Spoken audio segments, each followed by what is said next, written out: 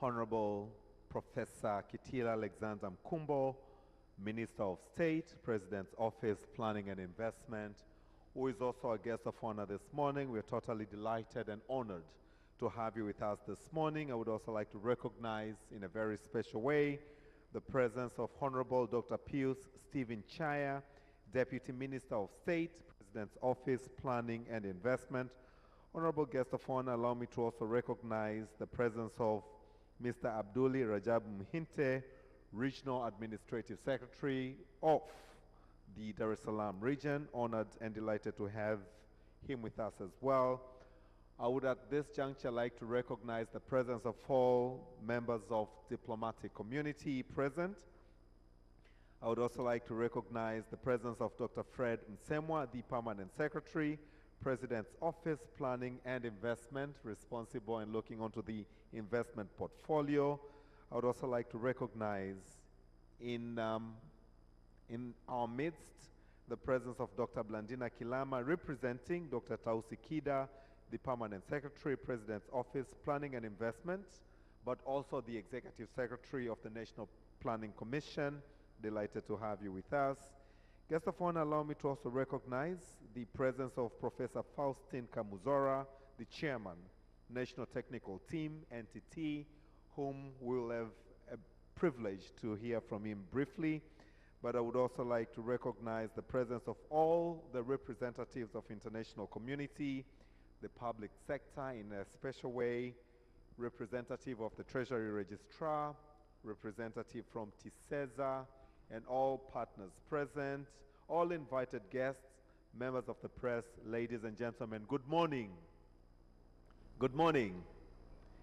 Guest of honor, this is a validation workshop of the program for improving business environment and investment in Tanzania, popularly known as Mkumbi-Ii. Mkumbi stands for Mpango wa kuboresha mazingira ya biashara na uwekezaji Tanzania, this being phase 2 towards achieving the DIRA 2050 objectives. Guest of honor, allow me without further ado to invite Dr. Fred Nsemwa, the Permanent Secretary, President's Office, Planning and Investment, for the welcoming remarks, to be followed by brief remarks from the Dean of the Diplomatic Community. As he comes, let's put our hands together to welcome him to the podium. Karibu, Dr. Nsemwa.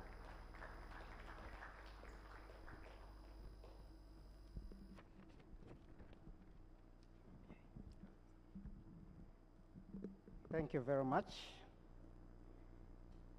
Honorable Professor Kitila Alexander Mkumbo, Minister of State, President Office, Planning and Investment, and our esteemed invited guests, good morning. I've been assigned to introduce our esteemed guests and to deliver welcoming remarks. In doing so, I would like to introduce distinguished guests and the participants to this high-level validation workshop. I wish to recognize the presence of the following esteemed guests, starting with the Honorable Dr. Pius Stephen Chaya, Member of Parliament, and the Deputy Minister, President Office, Planning and Investment. I recognize the presence of Abdul Mhinte, Regional Administrative Secretary for Dar es Salaam. I recognize the presence of excellencies, ambassadors from different countries present. Please stand up if you, okay. Thank you, sir.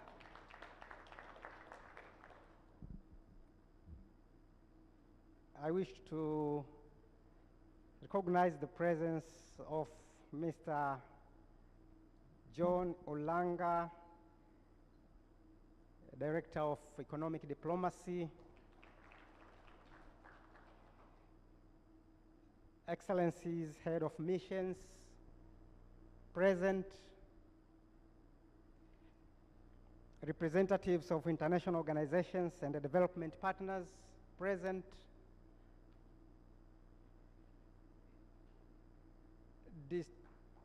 distinguished business leaders and the representatives of the private sector, present. I wish to recognize representatives from ministries, independent departments and agencies present.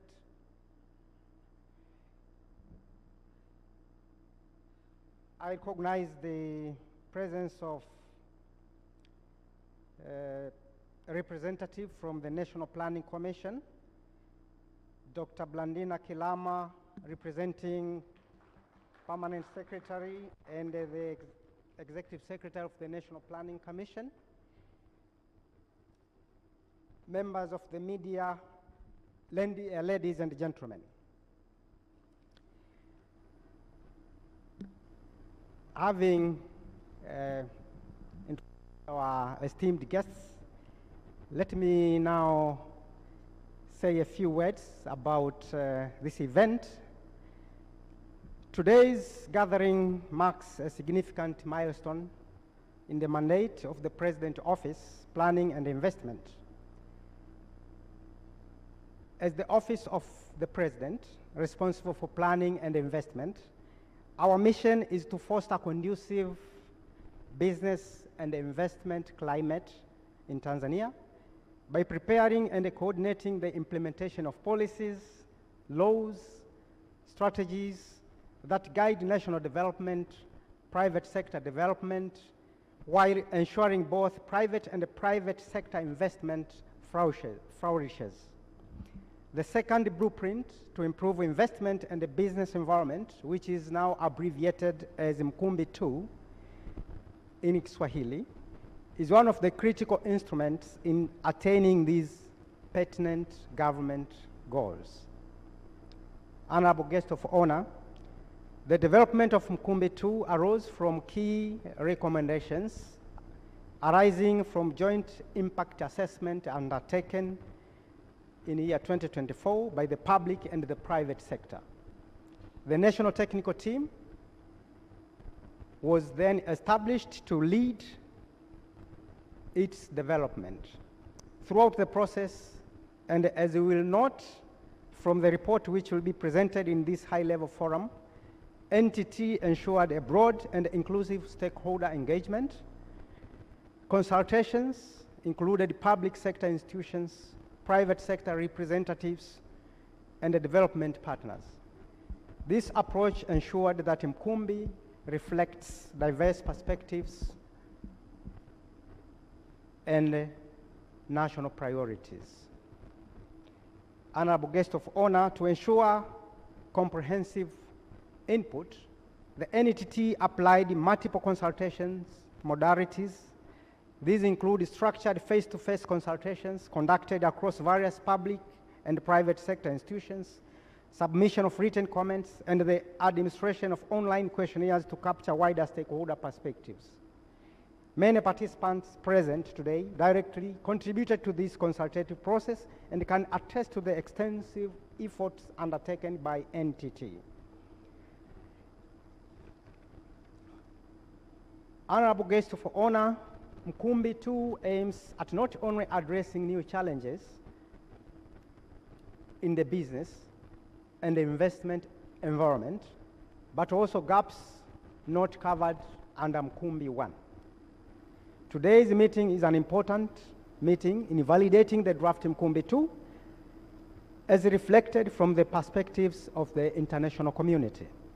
It allows partners to provide high-level scrutiny of the proposed reforms, focusing on the relevance, the feasibility of the reforms being proposed, the coordination and the monitoring of the same. The process ensures that Mkumbi reflects international best practices while aligning with Tanzania institutions and the development priorities. This consultative process also lays the foundation for future technical and financial cooperation during implementation. Honorable guests of honor and the distinguished guests, I reaffirm the government commitment to ensuring Mkumbi-Ii serves as a strategic instrument for enhancing competitiveness, expanding private sector investment, creating jobs, and advancing inclusive and sustainable growth. I sincerely thank all embassies, international organizations, and the development partners for your participation in today's event. And looking forward for constructive contributions. And once again, I thank you for your valuable participation and the continued collaboration as we move from validation to implementation. With these few remarks, I thank you very much. Thank you very much for listening.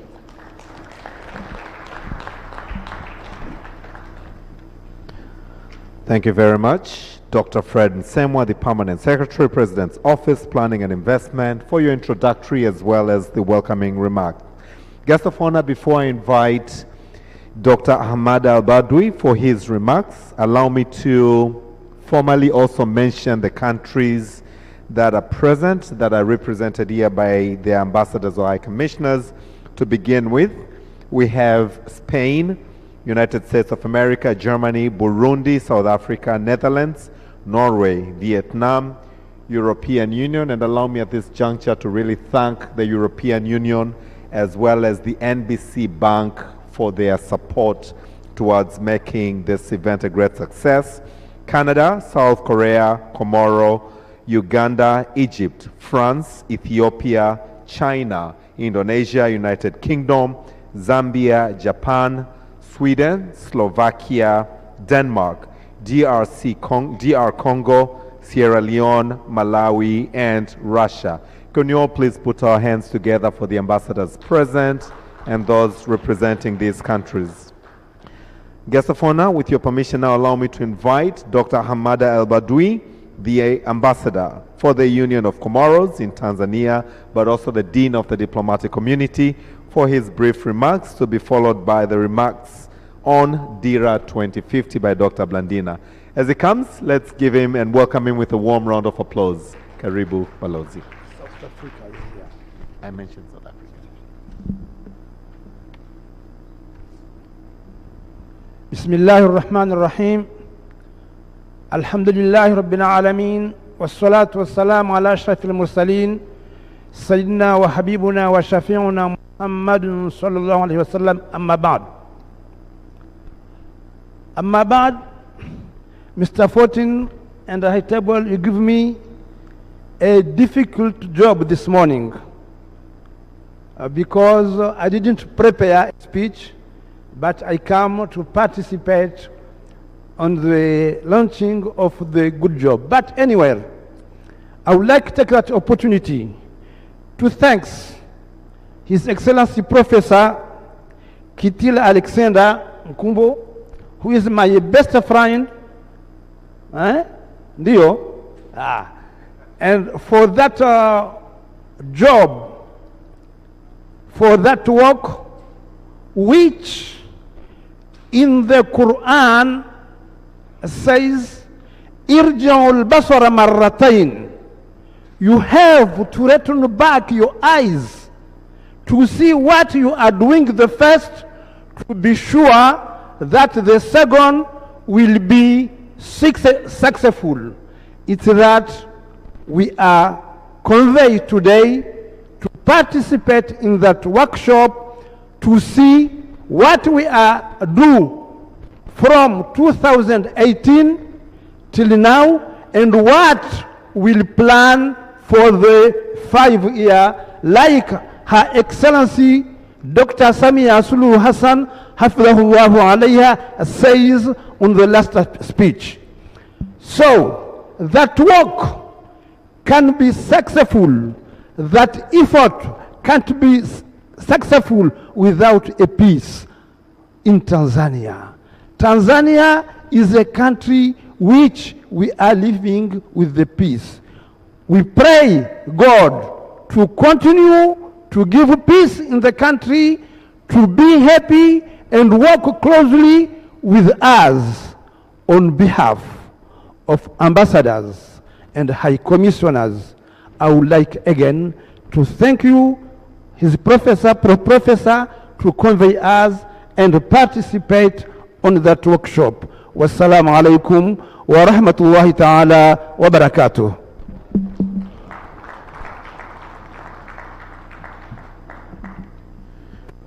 Thank you very much, His Excellency and the Dean of Diplomatic Community for your remarks. Distinguished His Excellency Guest of Honor, I would like now to invite Dr. Blandina Kilama, who represents the Permanent Secretary Planning and Executive Secretary of National Planning Commission, to give her remarks on DIRA 2050. Her remarks will be followed by remarks from the Honorable Deputy Minister, Honorable Dr. Pius Stephen Chaya, Member of Parliament, is a Deputy Minister of State, President's Office, Planning and Investment. Dr. The floor is yours.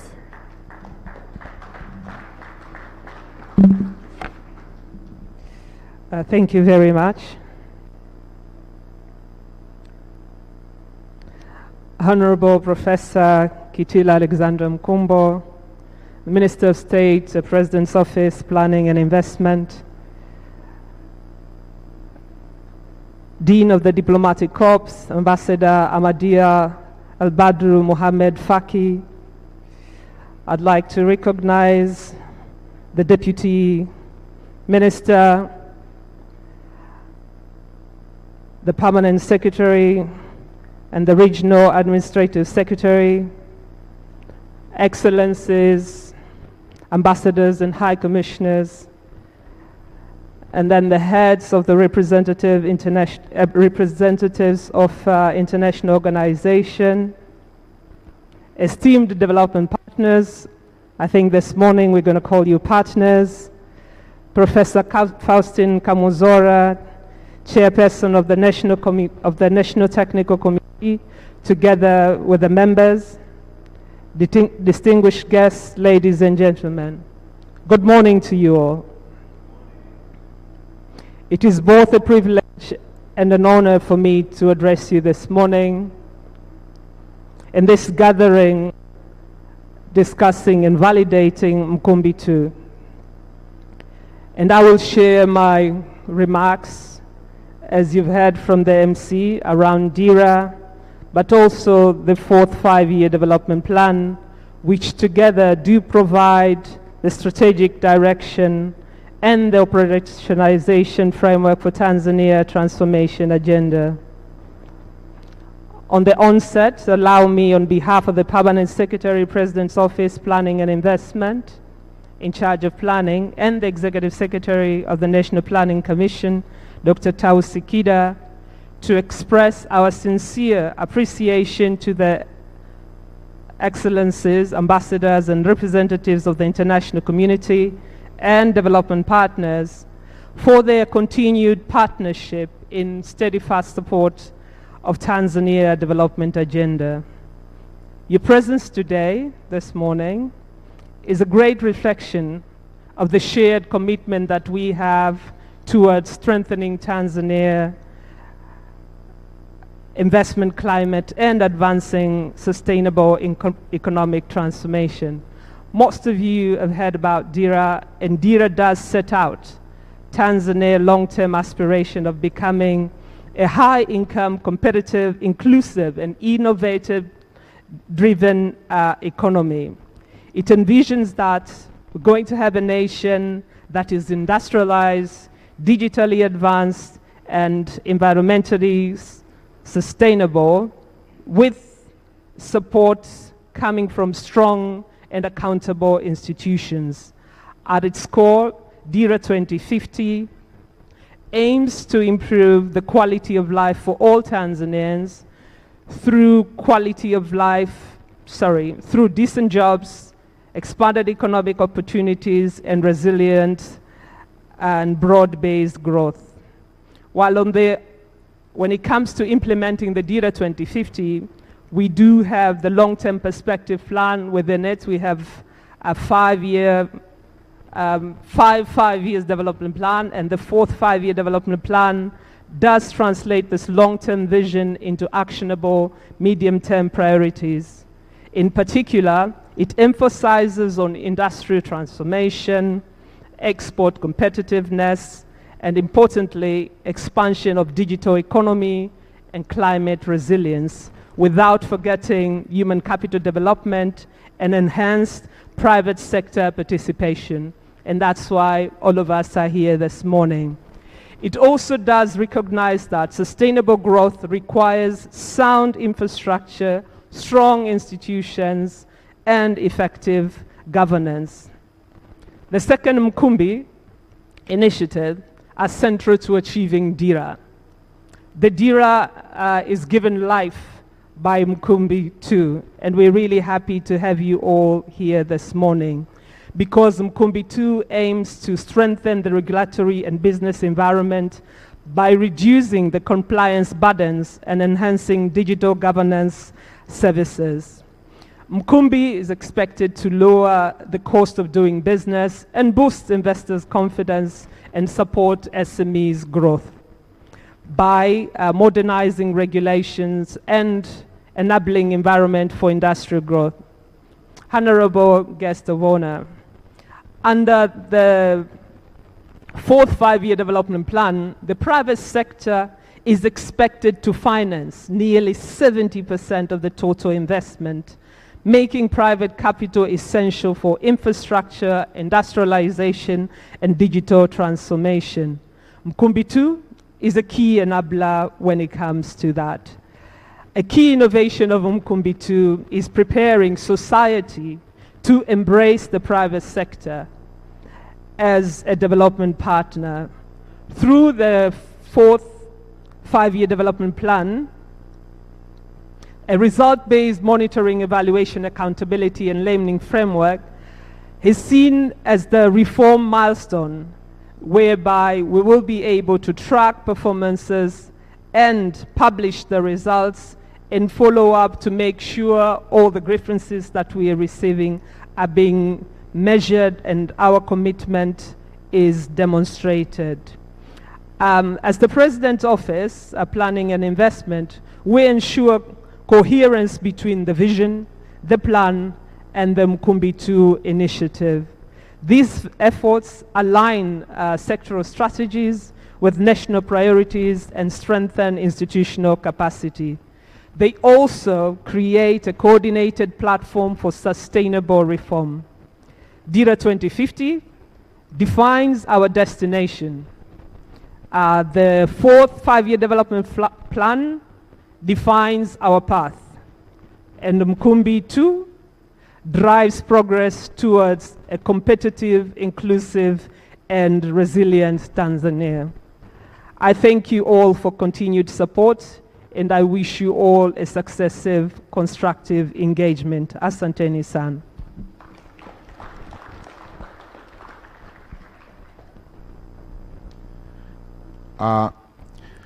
Honorable Minister, having heard about DIRA 2050, now I would like to invite Honorable Deputy Minister of State, Dr. Pius Chaya, Member of Parliament, who will give his remarks, and thereafter invite you to speak, to give your speech, Honorable Minister, Guest of Honor. Thank you very much. Dr. Chaya, the floor is yours.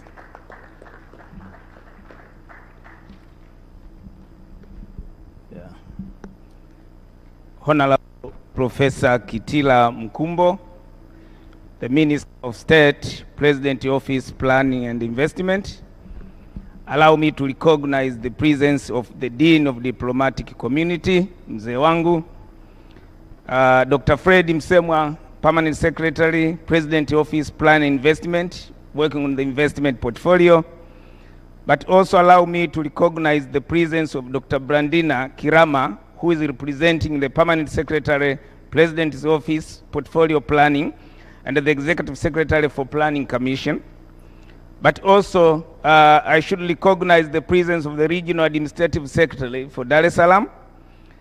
Allow me to recognize the presence of excellencies, ambassadors from different countries, but also heads of missions, but also representatives of international organizations and development partners. I recognize the presence of John Ulanga, the Director for Economic Diplomacy, but also Professor Faustin Kamzora, who is the chairman for the National Technical Team that is working for this document. Allow me also to recognize the presence of all ministries, departments, and agencies of the government of the United Republic of Tanzania, members of the media, ladies and gentlemen. Kazi na utu. Kazi na utu. Honorable guest of honor, Professor Kitila Alexander Mkumbo. I'm given a very simple task to just invite you to deliver your speech and finally officiate this validation workshop of Blueprint 2 for improving investment and the business environment in Tanzania. However, before I do the task that is ahead of me, kindly allow me to register my appreciation to Her Excellency Dr. Samia Suluhu Hassan, the President of the United Republic of Tanzania, for her great leadership and the great work that he is doing to our nation. In 2025, Dr. Samia approved the development and the endorsement of the National Vision 2050. To implement the Vision 2050, the President instructed us to develop tools where Blueprint 2 for improving investment and the business environment is one of them. The Vision 2050 is an outcome of her dreams to taking the Tanzania nation to a $1 trillion economy by 2050 and a $7,000 per capita income by 2050, and making the private sector capable to finance this $1 trillion economy by 70% by 2050. Honorable guest of honor, allow me also to register my appreciation to you, Honorable Minister Professor Kitila Mkumbo, for your strategic guidance and effective leadership throughout the course of development of this Blueprint 2. You have been instrumental, available, and you have played your role of watching us back as the mentor, the coach, and the builder. So the current stage of this Blueprint 2 is an outcome of your effective leadership. I'm also indebted to register significant acknowledgements to our two permanent secretaries, to mention Dr. Tausi Kida and Dr. Fred Msemwa for their technical guidance, and the National Technical Team under the chairmanship of Professor Kamuzola for their time, effort, and professionalism.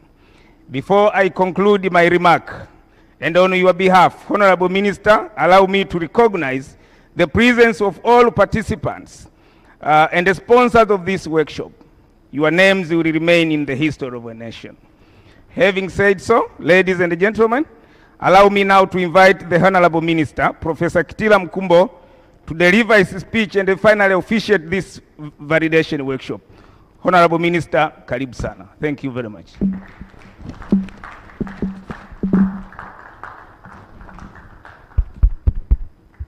Naomba tukae.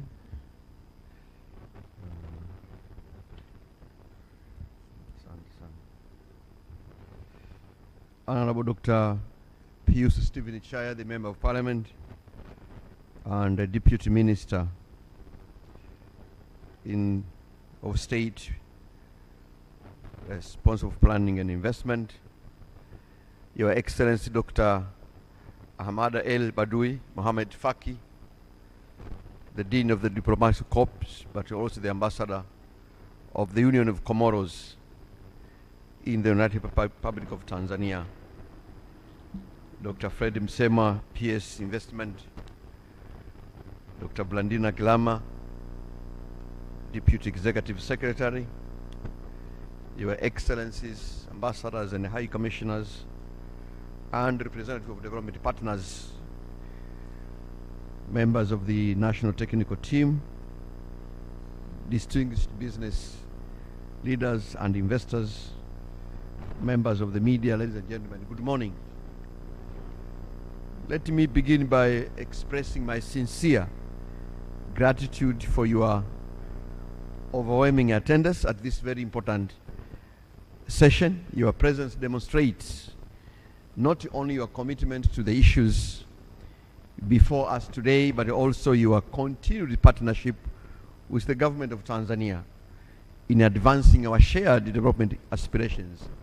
We value this collaboration deeply. Effective 1st July this year, we'll commence the implementation of our 25-year National Development Blueprint, famously known as DIRA 2050, our bold vision that seeks to transform Tanzania into a prosperous, just, inclusive, and self-reliant nation. As we all know, prosperity is born of sustained economic growth. And economic growth is driven by innovation. And innovation flourishes under competition. And competition thrives in a conducive business environment. It therefore follows that if we are to deliver the ambitions of DIRA 2050, particularly our ambition to becoming a $1 trillion economy by 2050, we must radically improve our business environment. History and evidence show that Africa's development trajectory has been constrained by several structural factors. But chief among these is really the unfriendly business environment, which limits economic freedom and suppresses entrepreneurial dynamism. Overregulation, excessive bureaucracy, inadequate infrastructure, policy unpredictability, and corruption have always stood in the way of unlocking our continent's full potential. The proposed national strategy for improving the investment climate and business environment in Tanzania, which you'll be discussing later today, popularly known as Mkumbi-Ii, proposes some of the bold and far-reaching reforms to address these constraints. This strategy builds upon the lessons that we have learned from the blueprint for regulatory reforms to improve the business environment, which was known as Mkumbi-I, that has guided reforms over the past 7 years.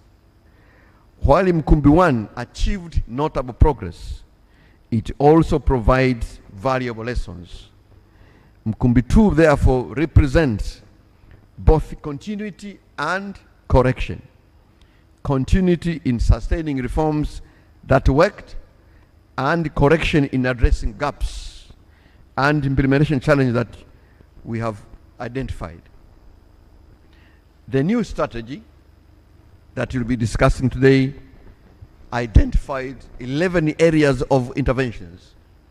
It also identifies 59 key challenges and proposes 246 reform actions to address those challenges. In a way, this strategy is broader in scope, more systematic in design, and more transformative in ambition than its predecessor. The strategy seeks to not incremental adjustments, but structural changes. In essence, the new strategy is about harnessing our greatest asset, and this is our people, especially our energetic, patriotic, entrepreneurial, and ambitious young population. When this demographic dividend is strategically aligned with our abundant natural resources and the steadfast pro-business leadership of Her Excellency Dr. Samia Suluhu Hassan, Tanzania stands uniquely positioned for rapid and inclusive transformation. However, this potential will not automatically translate into prosperity. It demands deliberate action, creating a conducive policy, institutional and investment environment that unlocks innovation, stimulates productive enterprise, and channels youthful energy into wealth creation. With the right enabling framework, Mkumbi-Ii can become the bridge between our demographic advantage and the structural transformation that we seek to achieve. We can draw clear lessons from countries that were like us only a few years ago and which have undertaken very good transformative journey. Countries like UAE, South Korea, Singapore, and even in Africa, our friends in Mauritius. These nations have limited natural resources compared to us, yet their levels of prosperity are remarkable. Their distinguishing factor has been a predictable, competitive, and investor-friendly business environment. Mkumbi-Ii seeks to place Tanzania firmly on that path towards a world-class investment climate that supports private sector growth, attracts quality investment, promotes innovation, and generates decent jobs for our people. Today's workshop, therefore, is not a procedural exercise. It is a strategic moment. We want your candid views. We want constructive criticism. We want practical suggestions. Our aim is to ensure that the final strategy reflects not only government intentions, but also the lived realities of investors and development partners. DIRA 2050 requires us to transition from seeing the private sector as stakeholders who are there to provide opinion and comments to partners that are going to jointly work with us to address problems. So it's not like we come to a room where one side has all the questions and the other side has all the answers. We think that both the government and the private sector have questions and have answers. We jointly sit together to address problems, jointly create solutions to our problems. So it is no longer the question of stakeholders. We want to treat and handle the private sector as partners in development, because that is very essential. Therefore, let us be bold in our discussions. Let us be honest in our reflections. And let us be united in our commitment to building a business environment that matches the ambitions of DIRA 2050. Ladies and gentlemen, I know that we need to go into discussions. And with these remarks, let me declare that this validation workshop is officially opened. I thank you for your attention. God bless Africa, God bless Tanzania, and God bless you all. Thank you very much.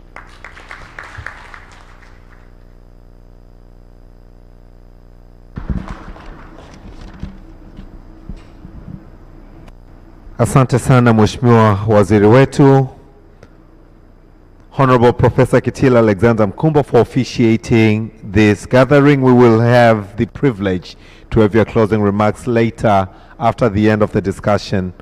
Excellencies, distinguished delegates, ladies and gentlemen, allow me also, Honorable Guest of Honor, to recognize that amongst us is a representative from the Embassy of Italy, but we also have the Second Secretary from Qatar with us in this congregation. Guest of Honor, as we now go on to the presentation of the Mkumbi-Ii draft report, which has convened all of us here, allow me to also take a moment to recognize the members of the National Technical Team that are behind Mkumbi-Ii. May I request all of us, all the members of National Technical Team, to please rise so we can recognize all the effort you've put towards coming up with this report. Can we all recognize them with a round of applause? Asante sana. Kindly take your seats. Guest of honor, allow me now to invite the chairman of the National Technical Committee, Professor Faustin Kamuzora, for his presentation, which will then be followed by a discussion. As he comes, let's welcome him with a round of applause. Karibu sana, Professor. Honorable Minister, Honorable Deputy Minister, Honorable Permanent Secretary, all honorable invited guests, ladies and gentlemen, good morning. On behalf of the National Technical Team, which you formed almost a year ago, and you have provided unmeasurable guidance, we thank you so much for trusting us to undertake a task of drafting Mkumbi-Ii. In the process, we met various stakeholders, including the group present today. We are happy to come back and present results of the process. May you kindly allow me to invite Dr. Maliti, who is going to take us through the presentation. It's short, and thereafter would ask the participants under your guidance to discuss and provide all other inputs as you have put it. And we promise all good, important comments and inputs will still be taken into consideration as we finalize the drafting of this Mkumbi-Ii. So, Dr. Maliti, take us through, please. Thank you so much, Mr. Minister. And after the presentation, would kindly, if you don't mind, guide us through the discussion. Dr. Maliti, please.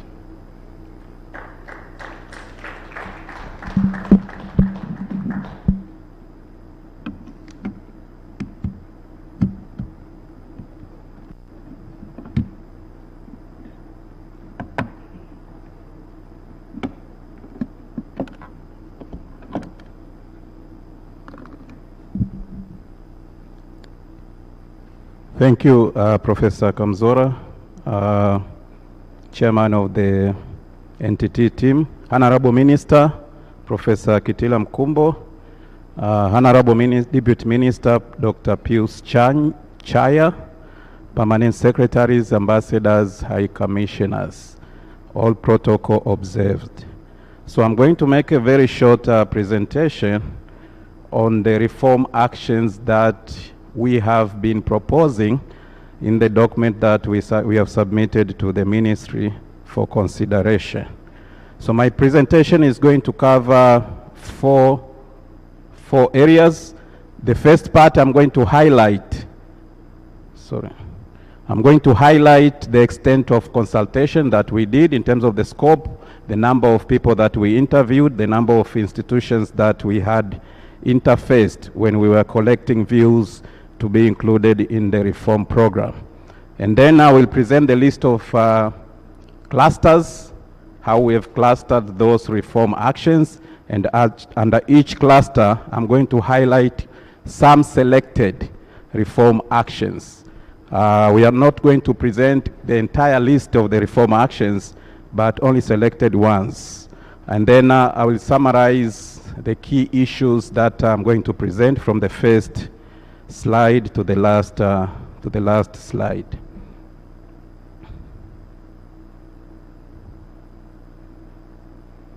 In terms of the scope of the consultation, we interacted with a total of 2,034 individuals coming from both the private sector and the government side in terms of entities.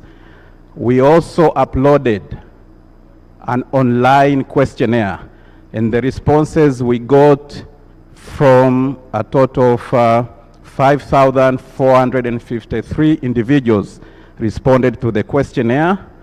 In terms of the entities, the 2,034 individuals were coming from 248 government institutions, We are talking about local government authorities. We are talking about central government authorities in terms of ministries, in terms of regulatory bodies. And also we managed to meet a total of 465 entities from the private sector. Here we are talking about private sector associations. We are talking about individual companies, which are all included in the number that I'm presenting right now. So this is the scope of the consultation that we did, which led to what the Honorable Minister said, a total of more than 240 reform actions that are currently being proposed. So basically, validation is also part of data collection. So we expect that when we are conducting the validation of the reform actions that we are proposing, the number of people you are seeing right now will go up, because some of the people who will attend the validation, some of them did not have a chance to attend the initial stage of data collection. So your views are going to be taken up, and they will be considered in the course of finalizing the process. So basically, we have a total of 11 thematic areas, which I'm going to cluster them around 6 clusters of reform actions.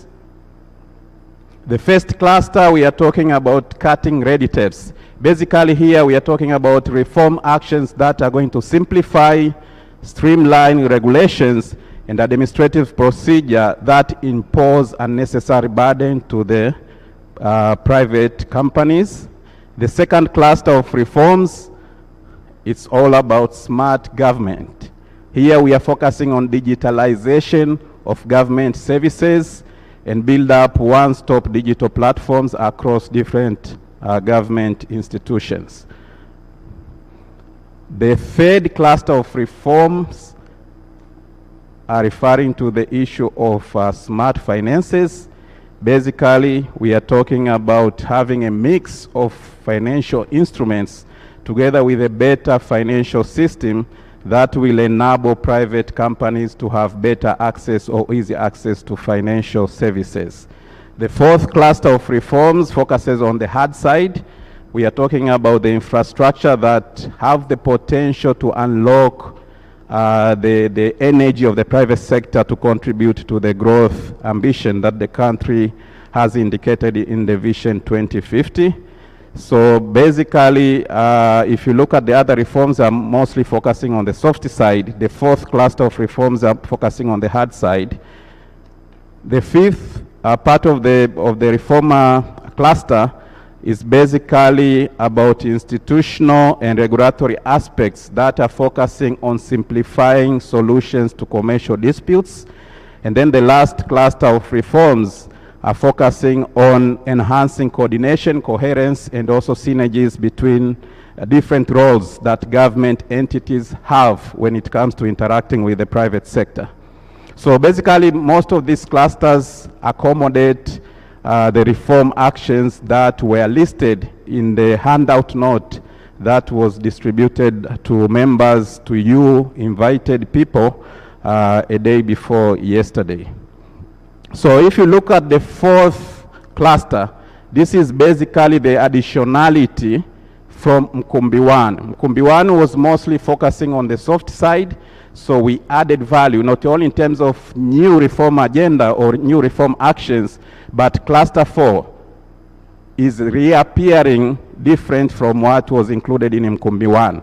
So in terms of value addition, we have infrastructure now in Mkumbi-II, in addition to many, many reforms that have emerged due to changing dynamic, both in the private sector and also in the public sector. So in terms of the first cluster of the reform agenda that we are proposing, the first subgroup, we are focusing on reducing or simplifying the interaction between the regulatory bodies and the private companies in terms of coordinating the inspections that the regulatory bodies are conducting when they are visiting the private sector. So we are also proposing reforms that will allow the regulatory bodies to be based, to conduct their inspections based on the risk analysis. So not everyone would be inspected, but when they are doing the ranking of the risks, that the most risk entities should be visited relative to the lowest ranked entity. The second group, we are talking about stabilizing fees and bylaws. So fees that the regulatory bodies are charging the private entities should be proportional to the size of the businesses. So the small businesses should not encounter similar size of the fees relative to the large private operators. The third side or domain under Cluster 1, we are proposing the introduction of the Business Facilitation Act, which will allow the government to screen all the new laws, regulations, and fees before they are finalized based on their impact, potential impact on business environment and investment climate. But we are also proposing that within that Business Facilitation Act, it should be mandatory for every new law that have an impact on business environment to undergo regulatory impact assessment, as well as to make mandatory public consultation before such instruments are finalized. We are also proposing a simplification of business licensing in terms of reducing the high cost of business entry, in terms of having systems that serve both purposes of business registration and also at the same time serve the same purpose of business licensing. So the private company should interface with a single platform that will allow that particular entity to both register and at the same time to obtain required sectorial licenses. So this is the first group of selected reforms that we are proposing under Cluster 1. Under Cluster 2, which is entirely about digitalization, we are proposing the establishment of one-stop digital entry point that the private sector would interface when it comes to their ability to comply with different regulatory obligations. So the issue is to consolidate the current multiple electronic platform into a single or limited number of platforms that talk to each other. So here we are focusing mostly about the concept of interoperability, that even if you have multiple electronic platforms, they should be able to work together. So if I'm a private sector, I'm submitting a document to one platform, that document should be accessible to other platforms as well. The second side, we are talking about upgrading the capacity of the fiber optic backbone so that it goes beyond the current situation where it's focusing on major towns, so that it reaches all the wards in Tanzania, but also the capacity of that fiber optic backbone. I think from the current state of 2 terabytes per second to the capacity of 10 terabytes per second.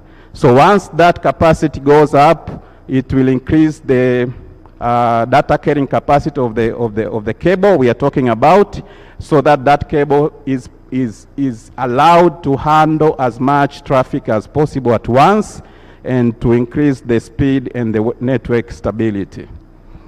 We also are proposing several initiatives that will mandate the design of the current e-platform and the new ones to be customer-oriented. So we are talking about having systems that allow not only about submitting a document, but to allow two-way communication. The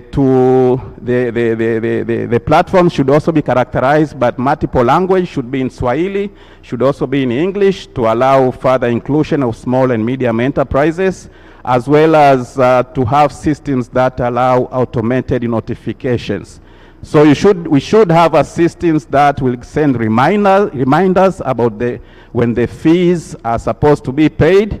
They should be able to send reminders about the new license that needs to be applied and other compliance regulatory requirements. Also, we have proposed reforms that will increase the confidence of the private sector when they are interacting with electronic platforms in terms of data protection, in terms of enhancing cyber security of the systems, as well as having a robust digital ID system that is secured and give confidence to the private sector to interact with electronic platforms. In terms of smart finances, as I said at the beginning, here we are talking about two components. To have a better financial system that will facilitate the establishment of the right mix of financial instruments. So we are proposing the introduction of innovative financial instruments for small and medium enterprises. For instance, at the moment, the dominant source of lending is fixed collateral in terms of buildings and also in terms of land. So we are proposing a regulatory framework that would allow movable assets, invoices, and contracts to be used as collateral when it comes to access to lending facilities from financial institutions. We are also proposing expanding the amount of information that credit scoring system used to make an analysis of risks when one is applying for loans. At the moment, the most dominant source of information is lending data from commercial banks. So we are proposing a system that risk analysts, when they are using credit scoring system, they should have access to additional information in terms of mobile money transaction, in terms of utility, using information from the utility payment, before they come to the conclusion if somebody is high risk or low risk when it comes to assessing the different loan applications from either large businesses or small businesses. We are also proposing mechanisms that will facilitate development banks to collaborate with private capital and expand the availability of blended financing. So we are proposing that development banks at the moment should be able either to take the first loan, to do partial guarantees, to subsidize technical assistance in those projects that they will be co-financing with private capital. We are also proposing mechanisms that would create regulatory frameworks that would allow piloting, and I'm focusing here, piloting of new innovative financial products. I'm presenting two basic examples, cash flow-based lending. This particular product, lenders will use information on the inflow and outflow of cash in order to assess if somebody can be eligible for loans. Factoring, we are recommending a system that should allow piloting of factoring, that a company can use invoices, can take an invoice to a lender instead of waiting for 30, 60, 90 days before receiving money from the recipient of the supplier. So the lender will receive the invoice, will give the money directly to the private company, and then once the payment is made, that money goes directly to the lender to offset the loan balances. In terms of infrastructure, the first part we are recommending that the focus at the moment should also be to facilitate, to complete the road connectivity from the production side to the port, to the outlets that will enhance farmers, small businesses, and also large business to access market. So we are talking about connection from farming, from production zones to the main road, to the ports, and then to the outside market or within domestic market by enhancing and prioritizing feeder roads, the smaller connecting infrastructure within the same domestic market. In terms of industrial power supply, the first aspect we are recommending is first to identify the priority production corridors, and once those corridors are identified, then to prioritize investment in terms of stabilizing power supply to such areas, as well as investing in fast maintenance response to those particular priority production corridors. We are also recommending that we are also proposing some reforms that will broaden sources of infrastructure financing. At the moment, the most dominant source is central government budget, local government budget. So we are proposing reforms that will unlock the possibility of city councils, for instance, to issue bonds, pooled resources, ring-fencing revenue for particular projects that has been financed by loans, and also to enhance the regulatory environment within this famous product of public-private partnership. We are also proposing reforms to enhance the coordination of infrastructure planning across different ministries, departments, and agencies, so that the country is able to align roads, railway, ports, utility investments within the prioritized industrial areas, as well as to align with the spatial planning across the country. The fifth cluster of reforms, basically, as I said, it's all about having an efficient system to address commercial disputes. The first part, we are proposing investment in the court case management system, so that the filing of the cases, the tracking of the cases, and the workflow of managing cases are all done digitally in order to enhance efficiency, but also to reduce delays, errors, and compliance burden on the side of the private companies. We are also proposing reforms to enhance or to operationalize a comprehensive land bank at all levels. When I'm talking about all levels, I'm referring to the village level, to the ward level, to the district level, to the national level through TISEZA, in order to reduce land disputes that are emerging here and there when it comes to availability of investment land. So we believe that once we have a comprehensive banks of land availability, the government will be aware of where the new land for investment is available, which land is already taken up, which land has some disputes, which land can be available for future investment, and which land is being used for what purposes. We are also proposing the fast tracking of the introduction of the intellectual property right, and we believe that once that policy is in place, it will unlock the introduction of several initiatives. The first one is the introduction of the new intellectual property right. The policy should also give energy to the introduction of the integrated registration platform for IPR. That registration platform for IPR exists at the moment, but it's not integrated.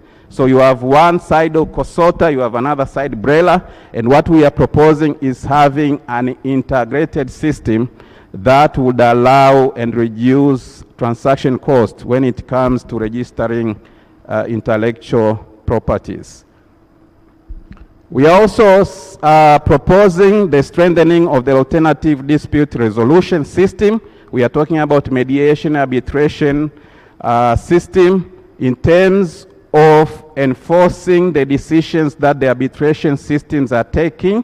So once the decision is taken up, we are proposing mechanism to enforce those awards that are given during the arbitration. We are also proposing enforcement of the timeline, reasonable timelines, that those awards should be enforced.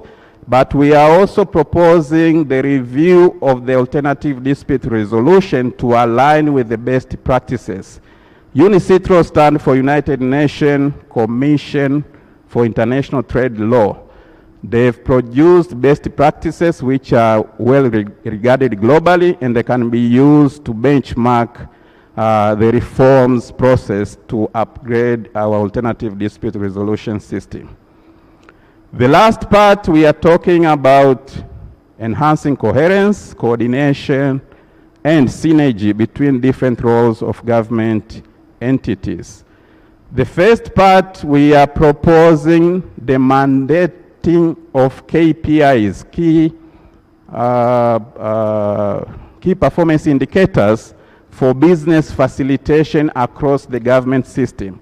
We are talking about local government, we are talking about central government, we are talking about agencies. That they should have KPIs which not only track their support to business facilitation, but also measure and report their performance when it comes to business facilitation and improvement in the business environment. We are also proposing strengthening coordination across different government entities in terms of giving legal backing to the joint or interagency coordination mechanisms such as joint task forces which cut across different government entities. We are also proposing that regulatory bodies' performance should not be measured on the amount of money they've collected from the private sector. They should also be measured in terms of how efficient they are conducting their regulatory obligations, in terms of also on transparency, also in terms of the satisfaction situation when they are interacting with the private entities. Now I'm going to give a quick summary on the main issues that I've discussed. As the Honorable Minister has said, the total number of proposals in terms of reform actions is more than 240. We have generated these proposals from the consultation that we had with the number of stakeholders that I presented in the initial draft. The reforms cover the entire business journey, from the entry side, from the start of the business in terms of registration, in terms of licensing, to the time where a business is in full operation in terms of permits, inspection, utilities, trade, logistics, to the time the business is on the maturity side, either when it is exiting or when it is transforming itself by merger or acquisition. So here we are talking key issues such as finance, skills, standards, quality infrastructure, basically, and land. We are also talking about reform actions that cover the end side of the business in terms of dispute resolution, contract enforcement, etc. In the proposal document, we also provided the ranking of the reform actions. They are not the same, so we have highlighted which ones will be the top, which ones will be the medium, which ones will have low priorities. Now, in terms of the implementation principle, we believe that implementation of the reform actions that we proposed will or should be embedded within the existing institution. If there is a reform action that is relevant to TISEZA, for instance, it is TISEZA through its own national system of annual budgeting should be responsible to implement that particular reform.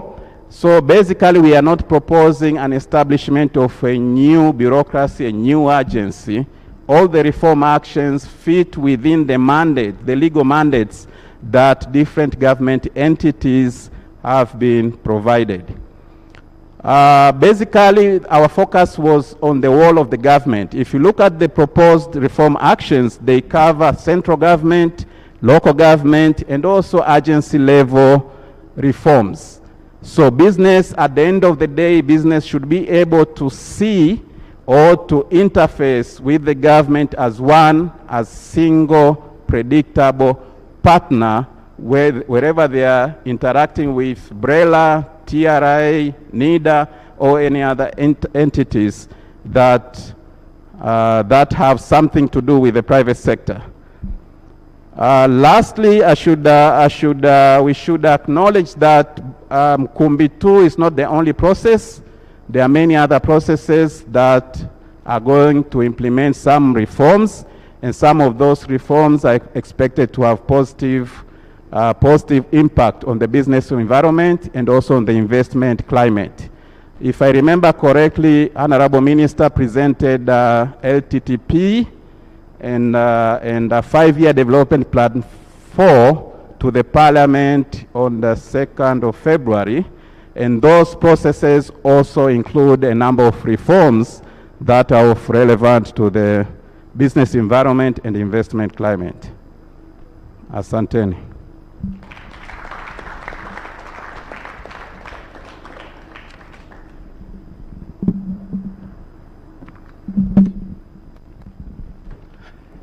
Can we give another round of applause for the work well done? Now, thank you so much for your presentation. Now, in front of you is a notebook or a notepad and a pen. For those of us who wish to contribute, kindly just write your name on that piece of paper,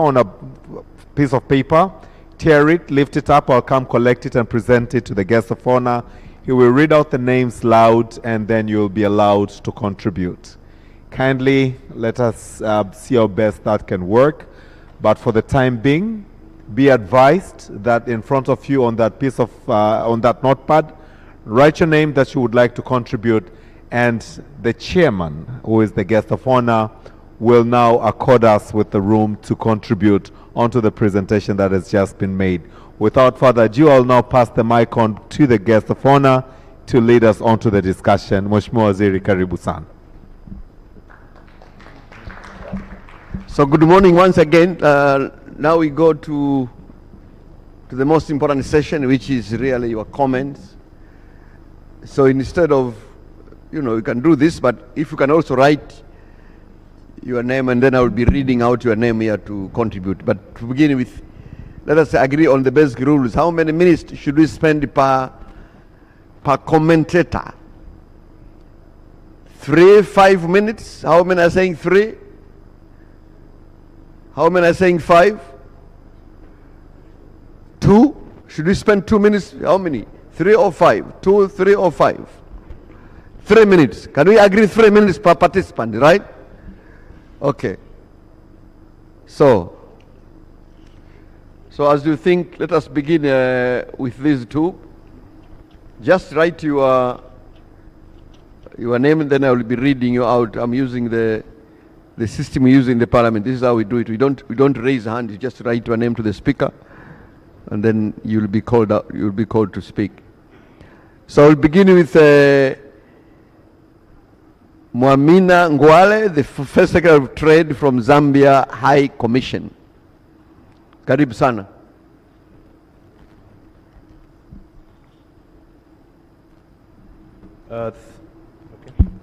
Okay, thank you very much, Honorable Minister, and all protocols observed. I'm Mwamina Ngwale from Zambia High Commission, First Secretary of Trade, and I've got 2 submissions to make within my 3 minutes. I think the first one is where we have a challenge, which is natural, as Tanzania is growing its business. Okay, sure. As Tanzania is growing its business environment, I think we have a natural response from the private sector, particularly the clearing and forwarding agents and ICDs in the clearing of, in the customs clearance for the transit cargo, where they engage in, they are natural, and this is not particular to Tanzania, but any country, including my country, Zambia, where I come from. If the business is growing, the business environment, the private sector are naturally tilted towards engaging in profit maximization of behavior, which sometimes comes with impunity because you have these players taking advantage of the foreign counterparts, consignees and the like, who cannot easily seek redress within the territory. So Zambia's submission is under reform number 4.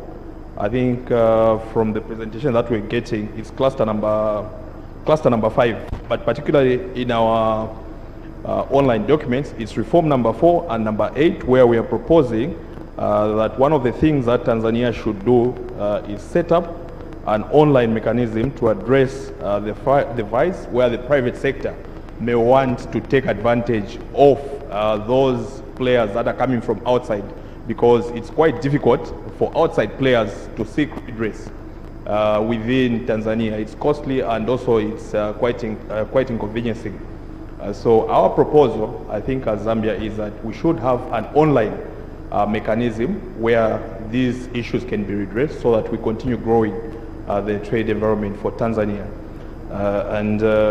I think in line with the same submission, we also want to explore a reform where the private sector from Tanzania and Zambia may be mandated to submit a contract as they are doing their customs clearance, because that provides a serene business environment. But also quickly, within my 3 minutes, I think under cluster number 1, we would want to propose that instead of having regulatory fees based on the size or proportion, maybe Tanzania looks at achieving what it wants to achieve through taxes, because generally regulatory fees are supposed to be commensurate to the service that is being provided. I think that will align with under cluster number 6, we align with the goal where we want to have revenue, we want to reduce revenue target pressure on regulators.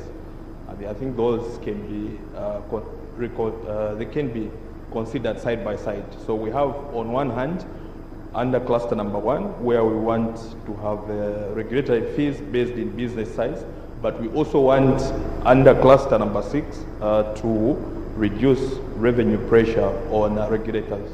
I thought I should make those 2 submissions. Thank you very much. Thank you very much. Our colleagues in the National Technical Team, they're taking note and they will be able to make comments at a later stage. Can I call Jonathan Howard from the U.S. Embassy? Thank you, Honorable Professor Nkumbo and the team that's worked on this report. We really appreciated the opportunity to meet with you all and provide input in the development of the report, and now to hear some of the conclusions. I think the entire diplomatic corps is united in supporting this work to improve the business and investment environment as we all work towards development and acceleration of economic growth in Tanzania. Just a couple quick comments and reflections. First of all, just with respect to validation, I think all of us have received these sort of top-line recommendations, which are very interesting. We noted the identification of like 59 areas of challenges and 246 reforms. I think in terms of true validation, it'd be very helpful for us to see the full breadth of the recommendations and have an opportunity to comment and provide input so that we can play a role in that process. Secondly, I think it's going to be really important for the implementation of Mkumbi-II to look at what were the recommendations and what is the status of implementation out of Mkumbi-I and other reform efforts.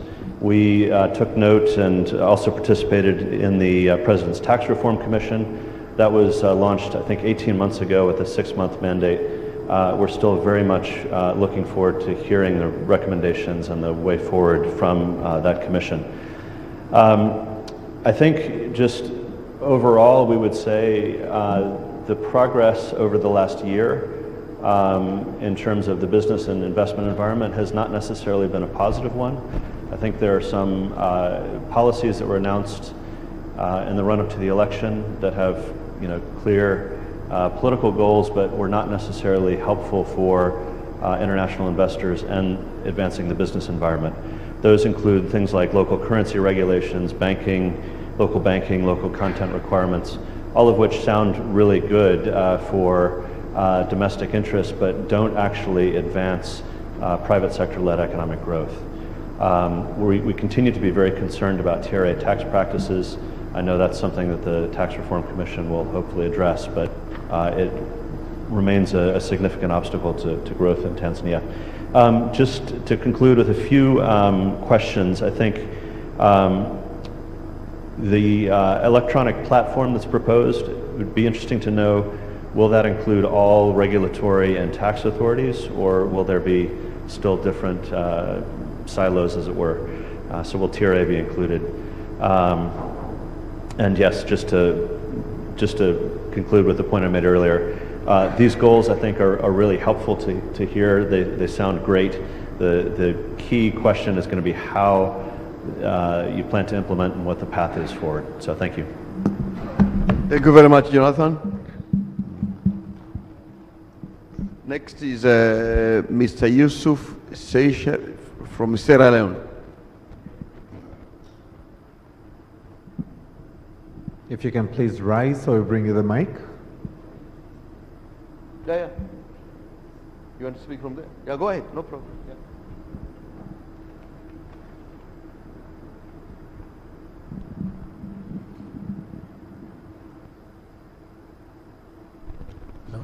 Hello. Good morning again, Professor Kitila and the I table, and good morning to everyone here. My only concern here that I want to add value to everything that we said here this morning is on the red tape. How can we address the red tape wherein we can have a one-stop center? Let's say I'm an investor, I'm coming all the way from Sierra Leone, I want to invest into Tanzania. Should I come to the TIC, the Tanzania National Investment Center, or should I go as a local investor to BRELA, wherein I may need to register my business, and just from that one-stop center wherein it is TIC or BRELA, I can just do all my registration, all the process, including all necessary required documents that I may need to get. I don't need to move from this office. Let's say I am going to do my registration at BRELA, I'm going to TRA, I'm going to get my license to the local municipal. I need to get all my necessary documents at a one-stop center. If it is I'm going to TIC, I get my document from TIC. TIC will give me the guideline through BRELA. They will give me my guidelines through all other institutions, let's say license department, and all other institutions. I just need to do it within maybe 5 minutes, 30 minutes, I'm done. That can enhance the business development into the country, because the human capital in Tanzania has already been developed. The infrastructure is already there. What are we waiting for? Let's move on to do the registration process. Let us encourage the investment to come into the country, to develop the economy, increase the employment, and increase all sorts of income that you may need. We have all other development in the country. We have natural resources, we have the human capital, we have the infrastructure. Let us address the red tape. That is my only contribution here. Thank you very much. Thank you very much. A very useful one. Now, I know there are people who are very kind to environment. They cannot write papers because they love the environment very much. If you can raise your hand if you still want to speak. You could not write a piece of paper because you are so environmentally conscious. Mikono kama ipo. Okay, so maybe we take those three and we ask Professor Kamzora, do you want to address some of the issues that he made from the three comments?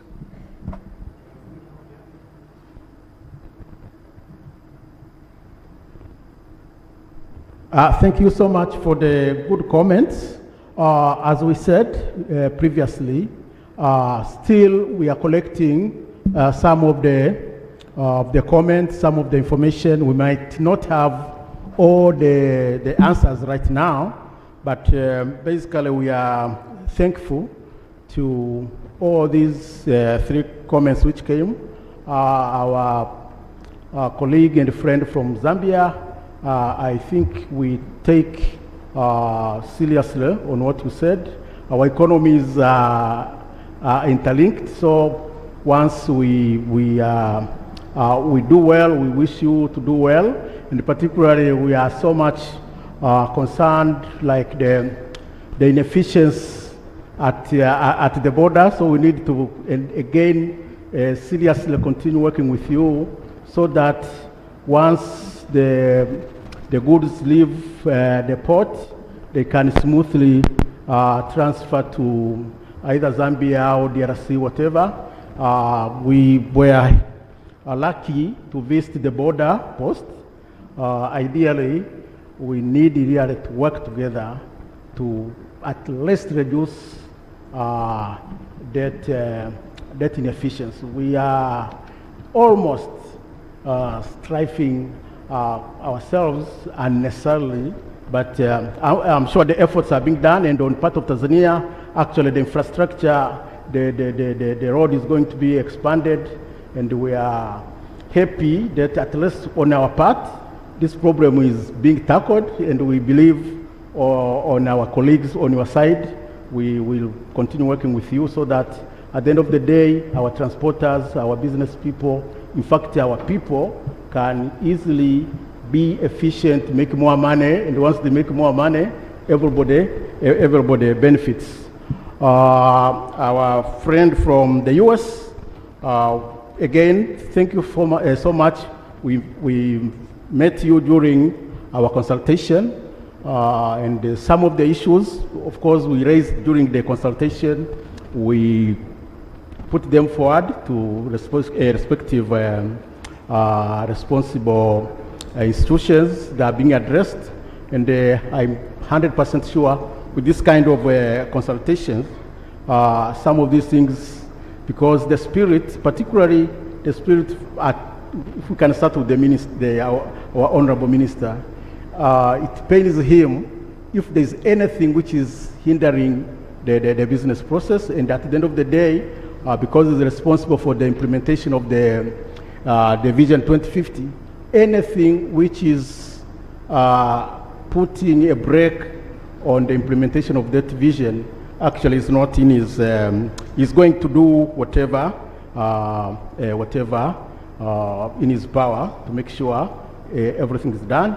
But in our reform agenda, one of the things we are coming up with, we would like to advise, and I'm sure this advice is going to be taken seriously, that whatever act, whatever regulation which is put in place in the economy, a serious impact assessment should be done before, not after, when it is implemented. And again, we know the experiences of some of the countries where the e-platforms have been implemented and they have cut a lot of red tape. So, and for sure, at least in this country, we know what works by now. And I think the spirit of implementing the best are there. And luckily, thanks to the quick development of the rapid development in ICT, I think much of the efforts are going to be put in place. And luckily, and again, there are so many examples like we discussed the other day, whereby we see if you put in place effective e-platform tools, you save a lot of time, you can do a lot in a day, and this is the effort which is being proposed in this document, and I'm sure the implementation is going to be so.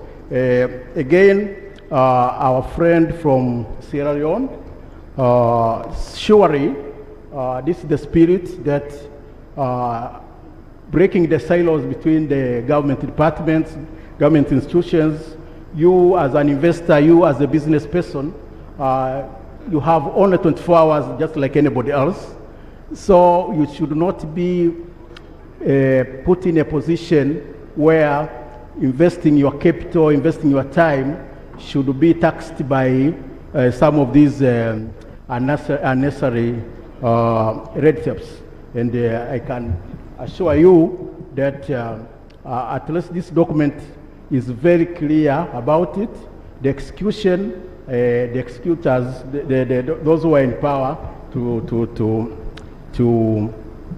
execute, I'm sure that in that now they can promise that what you have proposed is going to be implemented. And we acknowledge that, as we put it, our countries, Tanzania and Sierra Leone and others, we have very efficient and effective human resource, and the other natural endowment. So what is needed is strong institutions, and these are at least having this one document which is taking the entire customer journey, the entire investment or business journey. I think this is kind of a new, maybe a new undertaking, a new revolution, whereby from the entry of the business up to the resolution or the closure of the business. If somebody wants, this document takes care of the entire process, and I think things will get better. I have some comments here. I don't know it's from which one, but otherwise it is the same. The red tape, the implementation strategy. The implementation strategy definitely, after we have collated, put all the ideas together, we have started to come up with an implementation strategy. Definitely that is one of the other components which is being worked on. And again, the clearance, the online, this comment is on issues on importance of online processes. I'm sure we have taken care of it. And the regulatory fees, again, the document is very clear that it's important regulators to collect some revenues to run their businesses, but not necessary to collect as much they can, because at the end of the day, we are proposing that even some of the fees should be kept, not necessarily go to proportion just as a percentage, but if it is just enough to cover the running of the regulator, should not collect, because at the end of the day, these are not tax collecting agents. But at the end, actually, when it comes to the smart regulation as we are proposing it, it's very clear how smart regulations work, and I'm sure this is going to be implemented without any problem. So, Honorable Minister, my colleagues, we have a strong team, very competent team. If there is anything somebody wanted to add out of these 4 questions, maybe somebody can come and compliment, but we are taking note that the process is going on. The comments we are getting today will still be part of the final product. But my colleagues, if there is anybody wanted to add something, maybe Professor Majamba on the finalization of the business part, if any. If none, then probably, Honorable Minister, maybe you can guide us. No, unless there are further comments, MC Kamakuna, I have not received any further. Okay. Yeah, of course.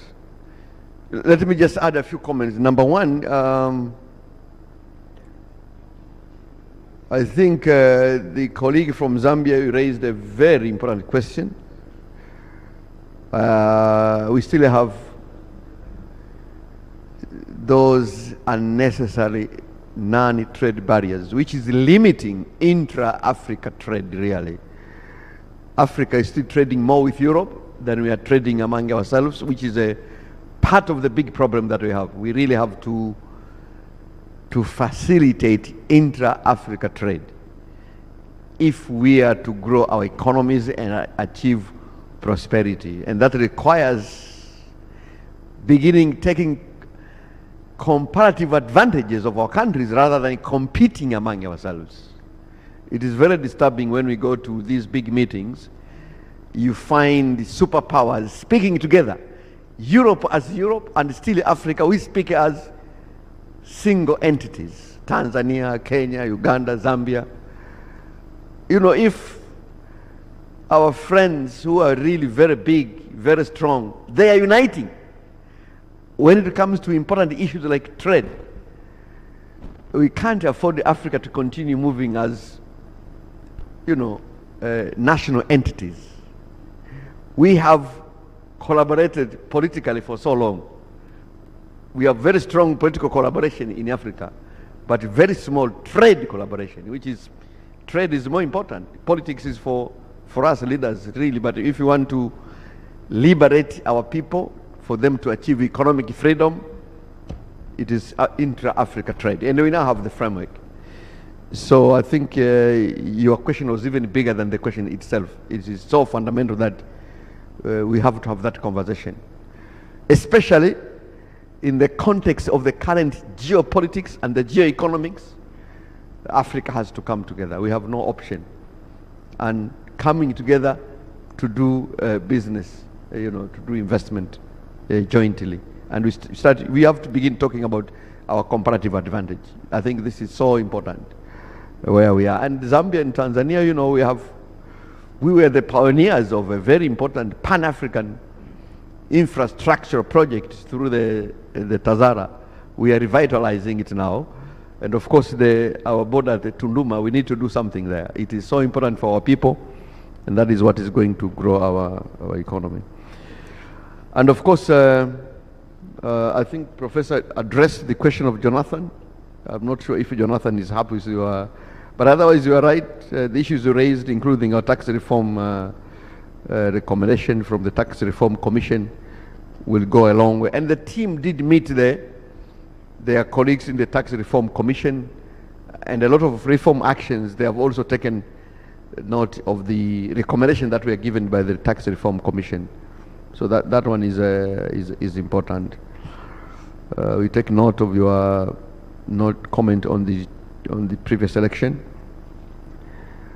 Yusuf, yeah, I think this issue of red tape is important to be addressed, and the report includes very interesting reform actions regarding how do we deal with the overwhelming bureaucracy. Africa loves bureaucracy, Even the way that this table is set is very bureaucratic, and you could see. So in Africa, bureaucracy is still a problem. Even where it is not necessary, we introduce bureaucracy. Even the way our meetings are set, they're very bureaucratic. Kitila speaks this one. Before I got to speak, I had to be welcomed by the deputy minister. What is that now? So that is so there is a lot of overwhelming bureaucracy in Africa that we have really to address. It is a problem, especially when it comes to doing business, because things have to be fast. So over bureaucracy is a problem, and I think the report tries to address it. There is the question of the over-regulation, introducing a lot of fees on the way. I think Jonathan also raised that one. So the report also has a lot of recommendation on how to deal with over-regulation. But you also have a very clear guidance from Her Excellency President that we have to reduce. I think our businesses are over-regulated. We just have too many regulatory authorities. I've just come from a visit in Morogoro. I was, visiting some of the fantastic sugar factories. They are doing very well, international standard. And then somebody comes from a regulatory authority by the name of so-and-so. They're going to inspect them. These guys are already way ahead of the national standards. They're really there, meeting very, very serious international standards. But we still send our very small regulatory authorities to really disturb our businesses, and we shall be dealing with these ones going forward. We have to reduce them. We are going to remain with few, and this is a guidance that we have from our Excellency the President to ensure that we remain with only necessary. Obviously, businesses have to be regulated, but we have to have a healthy balance between, markets and state regulation. We have to have a healthy balance, so that we don't over-regulate our business, because this is a problem in our situation. So that will be addressed. I think, at least theoretically, at the TISEZA, we have a one-stop facilitation center where we have about 14 government institutions, including BRELA for that matter, where ideally you should be able to register your company online and finalize a lot of processes, almost 90% within that place. The problem we have is that we have not fully implemented, because some institutions are sending very junior staff, and we have asked them to send people with final decisions, so that, if it is TRA, they should be able to resolve all the issues to the finality. But at least we have that one, and we are going to be strengthening it through the implementation of this one. So lastly, because we don't have comments, so Maliki, I see you on the program. You're supposed to be giving a summary. Do you have a, what do you want to summarize, my friend? Do you want to summarize in 1 minute? Okay, we still have, okay. So finally we have hands. Please, can we have the mic going to that table? Karibu sana. Yes, thank you. Sorry. Dorota Pańczyk from the European Union here. We would like to thank you for the opportunity to be here to discuss the proposed reforms. Indeed, we have met a few months ago when we received the invitation for consultation. We held meetings, so it's really appreciated. And as was already mentioned by some of the colleagues, we are really looking forward to see more detailed documents with more reforms so we can exchange further. I think it's extremely important to get best our interests and what can be done. We can all go value added to really advance the best reforms, to advance the vision and our joint interest.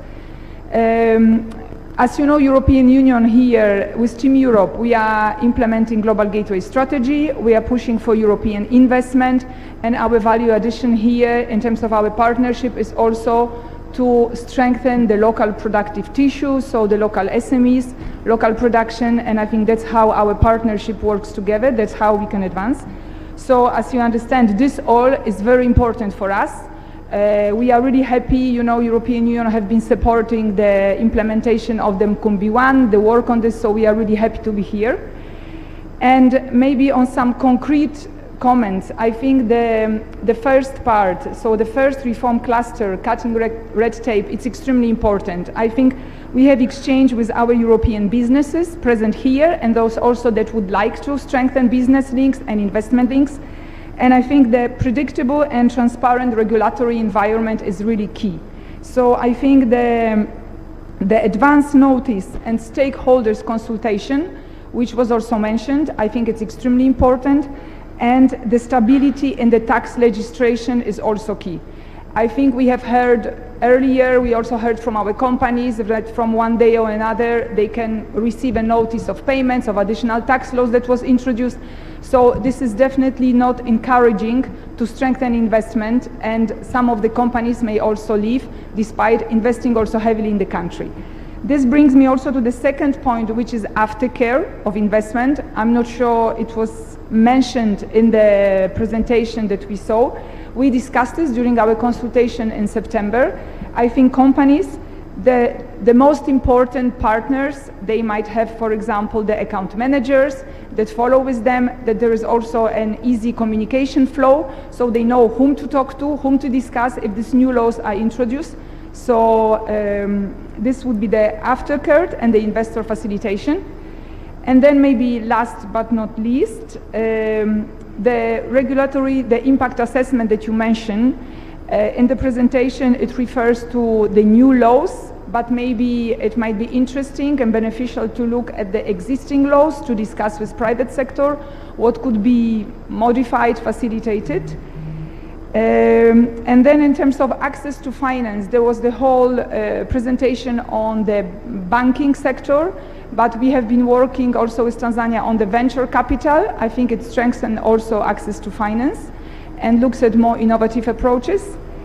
And then also maybe a question on the sector approach. As you know, European Union, we focus on a few sectors. We focus on digital, critical minerals, agriculture, also transport and energy. So some of our comments in the exchanges initially we proposed on specific sectors to have really attract investment in those specific sectors. So we are wondering if this is going to be also reflected in the document. Thank you very much. Thank you very much. Did I see another hand in the same table? No? There was, no, okay. So I think you addressed a very important question, and I would like my colleagues from the national technical team to really comment on some of those. Professor, do you want to come in, or one of you are? Who? You? Maybe you can begin and then you can, yeah, I think she raised very important issues, eh? Especially if they are in the, obviously, Can I? Obviously, we will have to avail this document to you so that we receive more comments afterward. So, Professor Majamba. Thank you. The questions that have been raised so far are contained in, they are addressed to a large extent in the main document. So as the Honorable Minister has pointed out, if that is made available to you, you may have more other impact, more important, or rather be more focused. But in terms of the aftercare, that has been taken on board.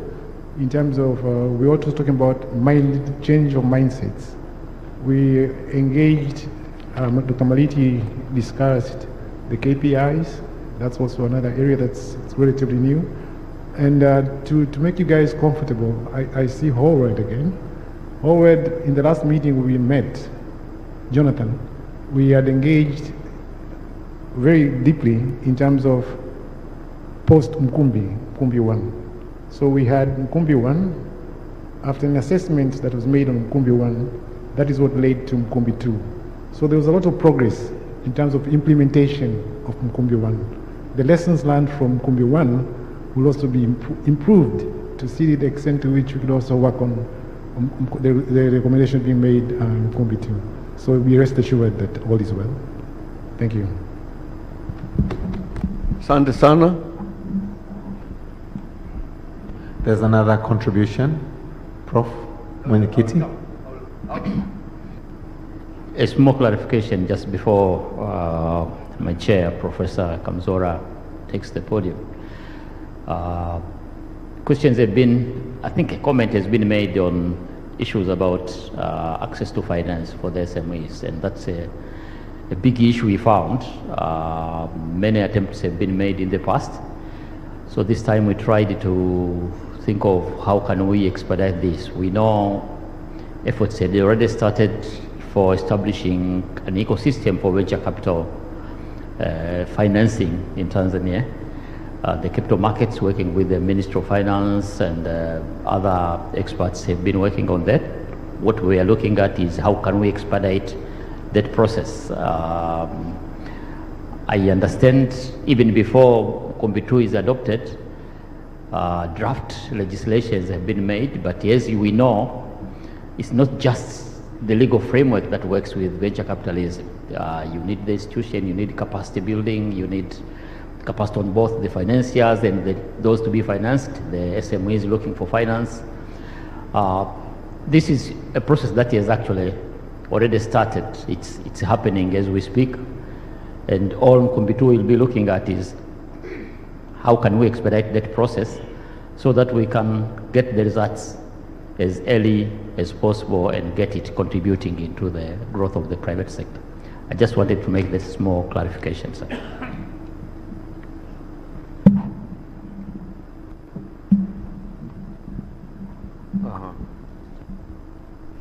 Again, thank you, our sister from the European Union. When we met, we had a very good meeting, and some of these issues were raised, and as my colleagues have said, a number of them actually appearing in the document.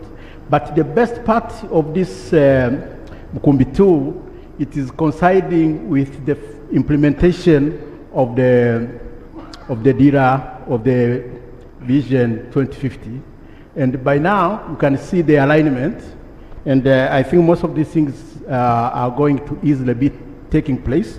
Like a proposal that not only new laws or new regulations should go through the impact assessment or the regulatory impact assessment.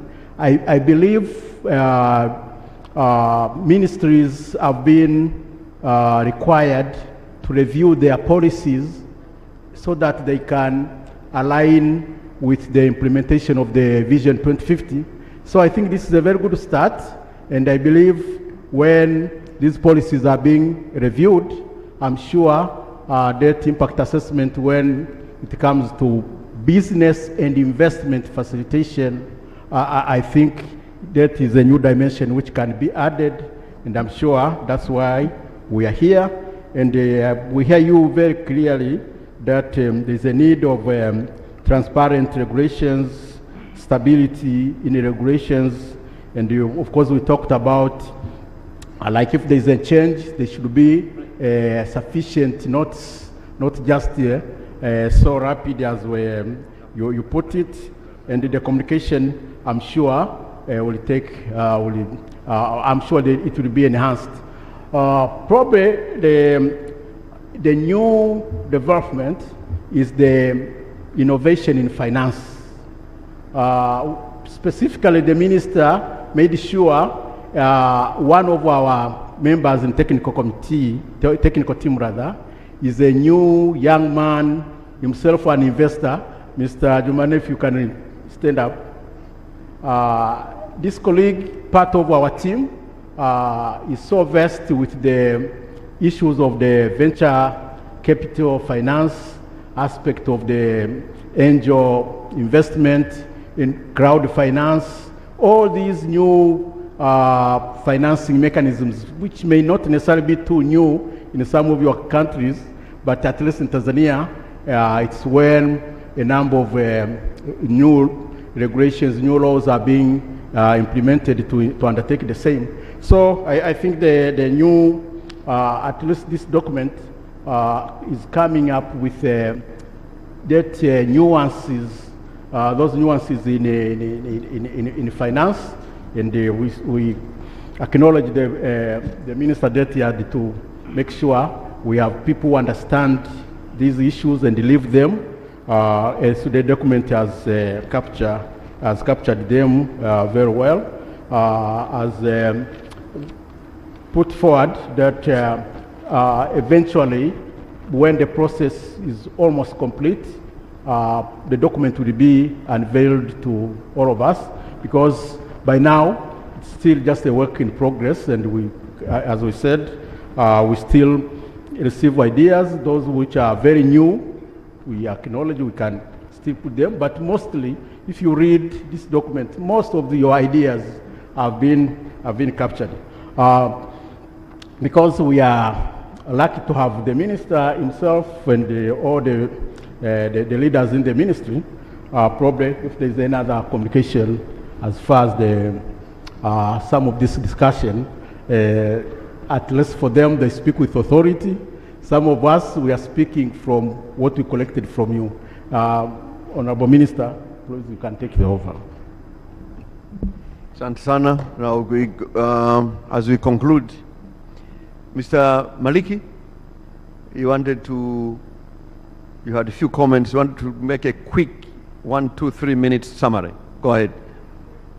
And way forward for that matter. Can you give him the microphone where he stands? Kimbirie bana, mpe microphone.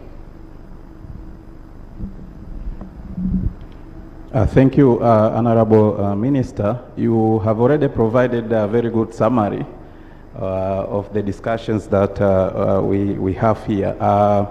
When I look at the schedule of the meeting, I'm supposed also to give a way forward, what the team is supposed to do next. Basically, the first point is we are going to proceed with the validation, and we expect to meet the regional commissioners and the local government authority officials by the end of this week. That is our expectation. And then we move on to the next validation session of the national validation workshop. Then after that, we have to convene as a team in order to incorporate, to address all the comments that we have collected from this validation session. So that's what the team is supposed to do. And then maybe the final part is to produce the two supplementary documents. So the main document is the reform document, and then we are, according to our terms of reference, we are supposed to produce an implementation plan or an action plan document together with the monitoring and evaluation framework for the reform program. Thank you, Honorable Minister. So, Analimo, you heard from our colleague from the European Union about the aftercare. I did not hear this one being talked about. Can you say something about aftercare that you do at TISEZA?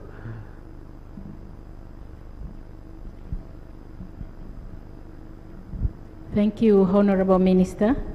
Yes, from TISEZA, we have an aftercare unit whereby we are working together with investors to make sure that we resolve the issues which have arisen, but not only resolving issue, also to encourage investors to reinvest. So we work very closely, and I appreciate also we get support from European Union. We have a consultant who built a system for aftercare. So we work very closely with the investors, and at least now it's easy to get feedback from them. What about, she also talked about the local SMEs. Is TISEZA doing anything about, you know, the small and medium enterprises? Do we have any programs there, or in other institutions for that matter? Asante Mheshimiwa Waziri. For TISEZA, we also work very closely with making sure that we are having the business linkage program. So through business linkage program, we support SMEs, linking with large investors in terms of suppliers. So also in our special economic zone, we are also now working to make sure that we also trying to include youth to access opportunities within our special economic zone. Obviously, we need to do better. Thank you, Anna.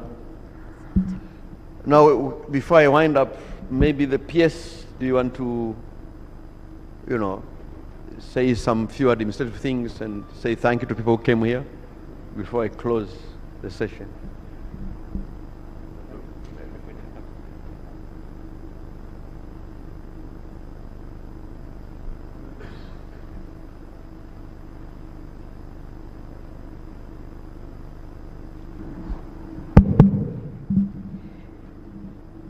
Honorable Minister, Excellencies, at this point I wish again to take this opportunity to sincerely thank you for your active participation, not only in this room, but all the way when we started this exercise. It has been an engaging exercise, and through your experience and exposure in your countries, we have benefited a lot. And for that one, on behalf of the ministry, on behalf of the office of the President responsible for planning and investment, I appreciate your contribution and thank you very much for that.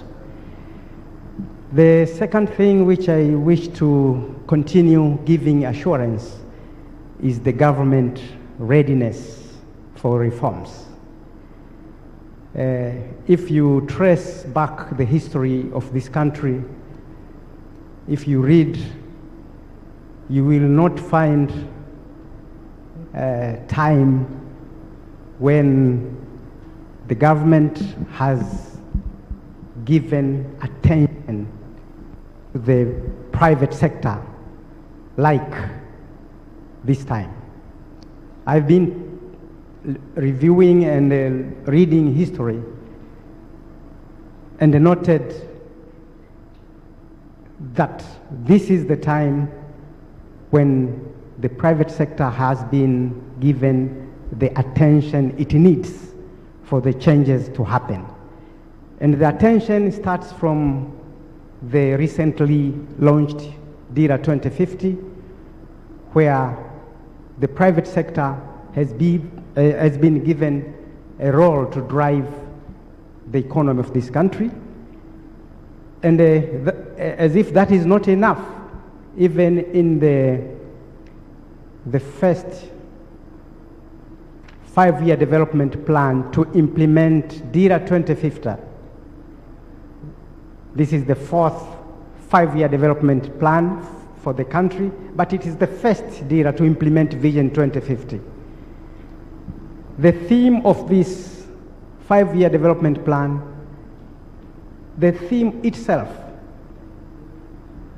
shows that the government is very serious on this, and the theme reads, reforms for economic growth and employment creation. And if you go deeper in the reform, the private sector, the business environment, and other reforms related to that are being put at the center of the entire reform exercise.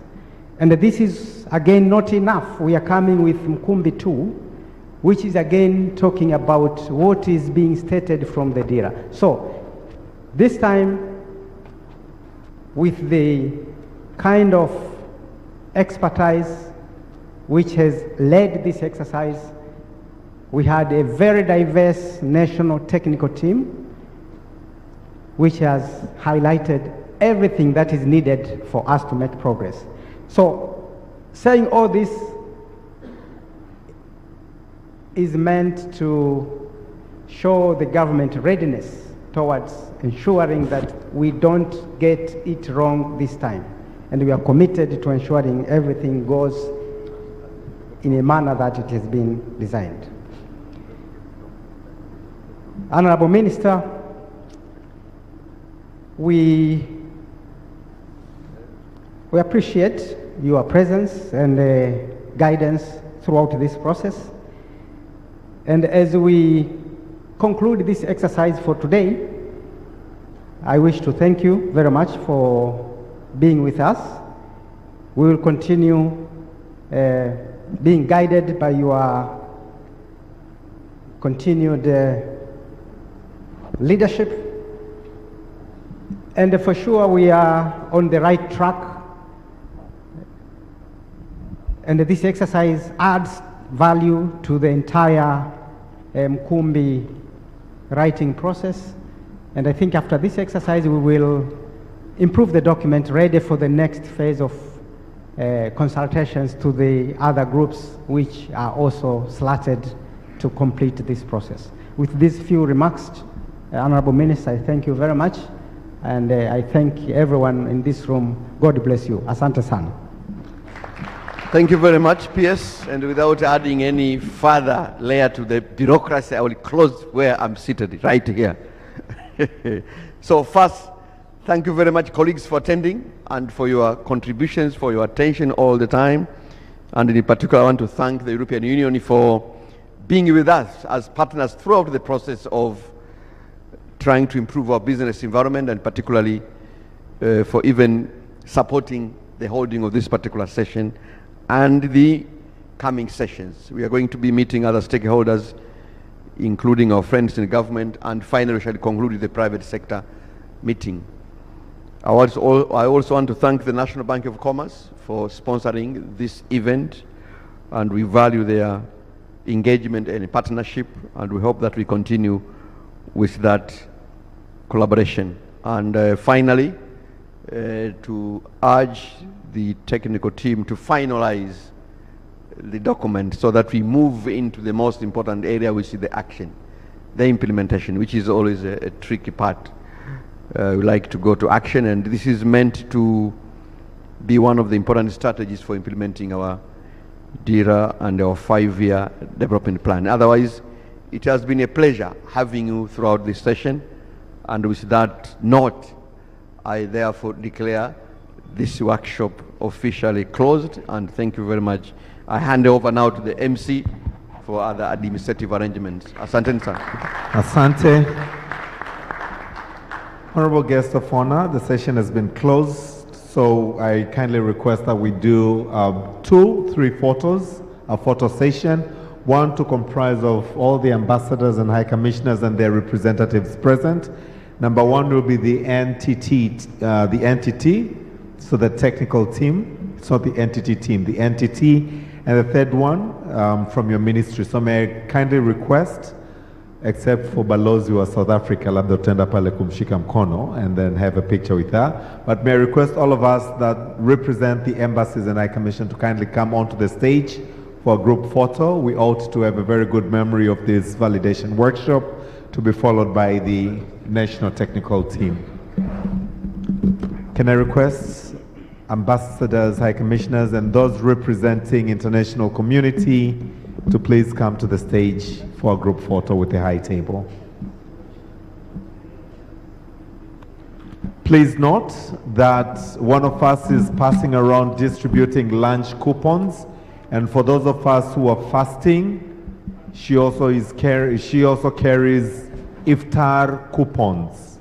They're all served at the first mezzanine floor. So please join us for lunch or for iftar in the evening.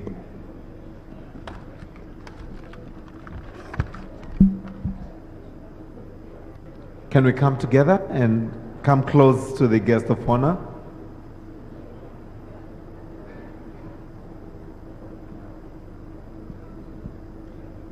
Can I have a representative from the European Union to kindly sit on the chair at the front? European Union is financing Mkumbi. So 1 and 2, we truly appreciate them. Thank you very much. So for those of us who are not on the stage yet, we can remain out of the stage. We'll take the next photo. Can those of us not on the stage, please take the next photo?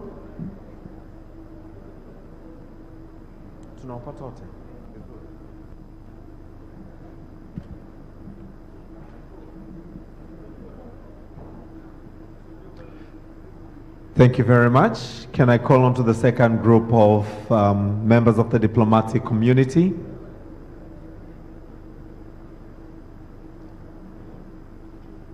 Balozi John Ulanga, please join them kindly. Thank you.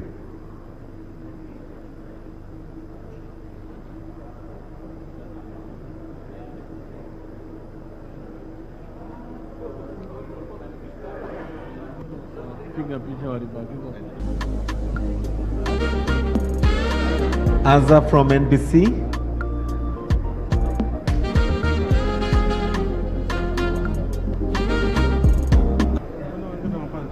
So those of us who had not taken the first photo, members of the diplomatic community, kindly join. Elinami, please join on this photo. Elinami. Elibariki. Elibariki, please join on this photo as well. If you can please move forward. Please move forward. Kindly. Yes.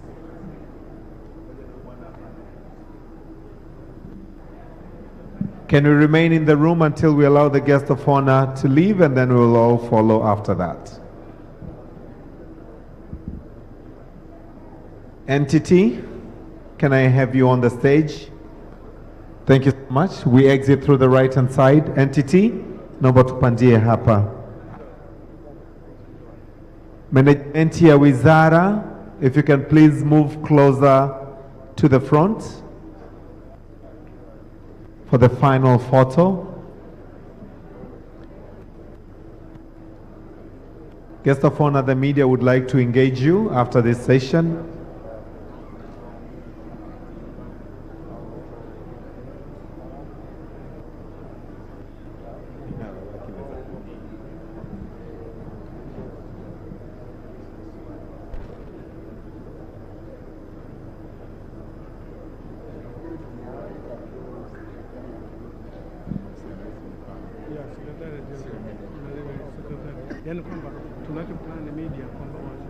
Let's come together with happy faces. Thank you so much.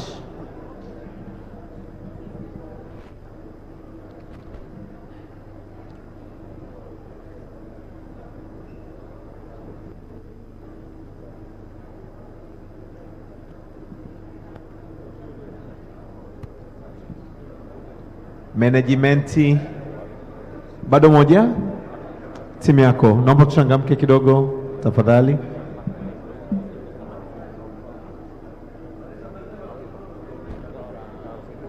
Management na secretariat, picha ya mwisho. Management na secretariat kutoka wizarani, naomba tuchangamke.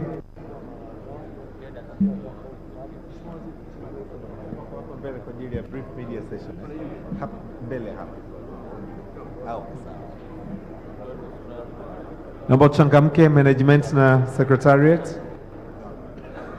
Waandishi wa habari, naomba msogee hapa mbele, waziri atazungumzia hapo alipo. Waandishi wa habari, naomba tusogee mbele. Sorry? The minister urges that we all should take lunch or iftar because it's already been paid for. Please make sure you join us for lunch or for the iftar because it's already been paid for.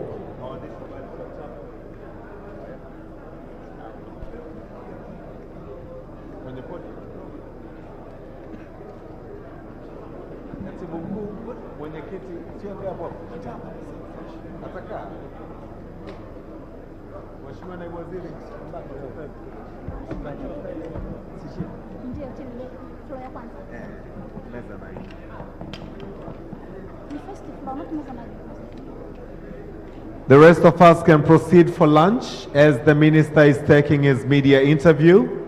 Lunch is served on the first floor. Lunch is served on the first floor. Iftar is also served on the same floor. Bon appetit.